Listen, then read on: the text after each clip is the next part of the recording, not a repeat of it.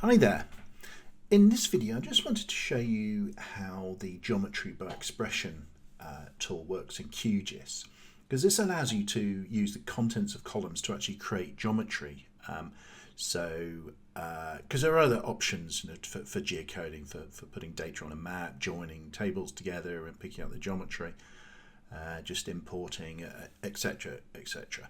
But in QGIS there is this really useful tool called create geometry by expression, and there's also another option to alternative to actually manually digitizing, as long as you've got the coordinate data there in your columns in some manner. So let's get started. So you can see I've got some layers down here on the left hand side. I've called them buffer to create, triangle to create, a point well-known text, WKT to create, just point XYs to create, and lines to create. Let's just see what's in each one of those. So let's look at lines to start with. So if I open up the attribute table, so here in the attribute table you can see there's an ID, there's a start XY, defined just as coordinates in these columns. So I want to use these to generate geometry. Let's just turn on this layer. So there is no geometry there at the moment. Let's just turn off those polygons actually. So in tools, processing toolbox, just search for expression and you'll see geometry by expression. It says recently used because I've been trying it out. Now I know it's a line I want to create, so let's make the output line.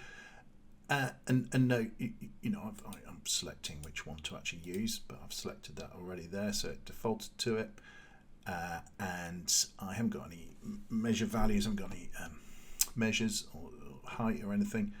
And I'm just going to create the geometry into temporary layer. But I could, save to a geo package or whatever and actually write it to disk.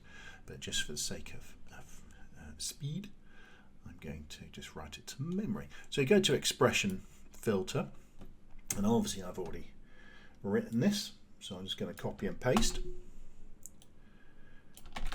So what you can see here is I'm calling on this make line function, this tool. So if I look up make, you can see how there's all kinds of creation type tools available for you, which is really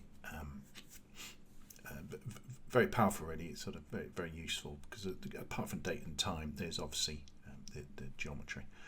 So you can create circles, ellipses, etc. You can see all the way down there. There's even one for triangle, and I'll show you that one working actually. So do check them out. You can do it, but and in here it'll tell you how to create it. So as soon as you click on make line, you can see that what you need is this kind of list of points. And actually I define that list of points with a make point, so I then use make point to actually create my points that will be used for the line creation. It all looks good down here. Preview is a line string it's going to create, so I'm just going to say okay. I'm going to run this. It's all done. I can't see it very well on that background, so let's just make it stand out. Let's make it.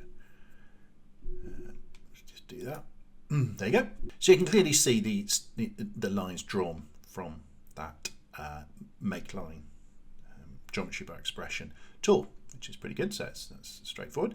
What about, so I'll just go through the others really. So that's the line. What about point? How have I done that point? So let's look at the attribute. So you can see here I've literally just got point X and Y. You can create events and stuff. So yes, there's that. I'm just showing you that by using geometry by expression, and this time I'm going to use a point. I'm going to output a point. The real power of this does come from the fact that you've got access to all the tools and functions, etc. It's all here, and then you can build that command in order to output your points. So there might be other components to how you want to actually make the point, literally. So I'm literally just calling on make point, and then from the fields I've picked on X and Y, and on make point again, this is what I showed before. It's just you know, X, Y, and then if there's Z's and M's, then fine. But I'm just using X, Y. So it's okay. Let's run again. It's going to go into memory. Not showing up so well. Let's go symbol. Let's do that. And there you go. There's those 2 points on the map. What about this one? This point WKT. Slightly different this time. So in the well-known text stuff, you can see you get this sort of definition here that says point and then a coordinate. So we go to our geometry by expression, and again we're outputting a point. Now this time when we go into the expression, what we're actually going to make use of is another slightly different function, and that is the geom from WKT. It's this one.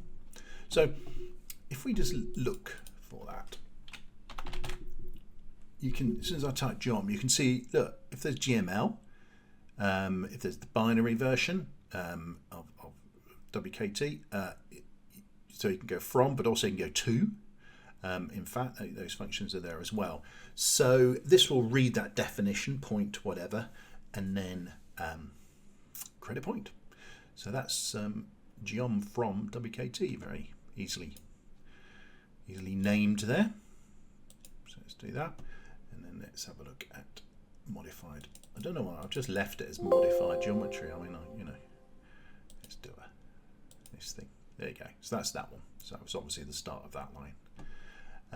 And then what about triangle? Let's go to the attribute. Let's close that one. You can see I've got the first coordinate, second coordinate, and the third coordinate. So, I mean, I've just typed these in based on this sort of area. So let's go geometry by expression. I think you can guess where I'm heading here. It's a polygon, geometry, and then with the triangle, let me just show you. Make triangle. You can see, by the way, it says recently. So I've recently, there's the previous command I've had, which is quite useful. It's a way of sort of remembering last commands. So if I do that, it can just pull that up straight away. So don't forget it. It does remember your last commands.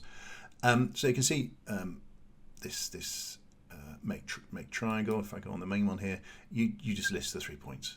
Point 1, 2, and 3, and mine are in first X and first Y, and I call on make point to actually create the point itself, just like before, really. So run that, close, and there we go. There's my triangle. The final one I want to show is you can make things a little more sort of complex. So I'm going to actually create effectively a circle out of this information. So, but using the geometry by expression. But you can imagine, I mean, you could have a pretty complex expression that does all kinds of stuff. Perhaps it also does some filtering all in one, that sort of thing. It's polygon. When I go to make geometry, again, I don't know if it's in recent. Do you remember that far back? Buffer, yeah, it does. There it is. So it does remember that. Was quite so your recent commands are quite listed. I'll have to look up just how many it remembers actually, but that's pretty good. Anyway, so the way this works, let's have a look at buffer. So the buffer takes a point obviously and a distance, you see. So let's look at this. So you can see the geometry, so that's why I do a make point, because I don't have the geometry at the moment, but I do have coordinates in buffer, sort of point X and point Y, basically the centroids. And then I have a distance, and there's some other options you can add, you know, what it looks like and etc. So there's a few other bits you can add to it. And then I've taken buffer dist as well as my third value. So let's just do that. So that's 500, so that's should show up really as a circle. Yeah, there it is. So there you have it. So that's so I obviously just used the same coordinates before, but this time drew this 500 meter buffer. So that around that point, so I turned this basically into this circle object using the buffer command. Anyway, that's a quick sort of tour around geometry by expression. I hope you find that useful, and yeah, I've used it quite a lot in my work, and yeah, I found it quite a powerful tool really. Thank you very much.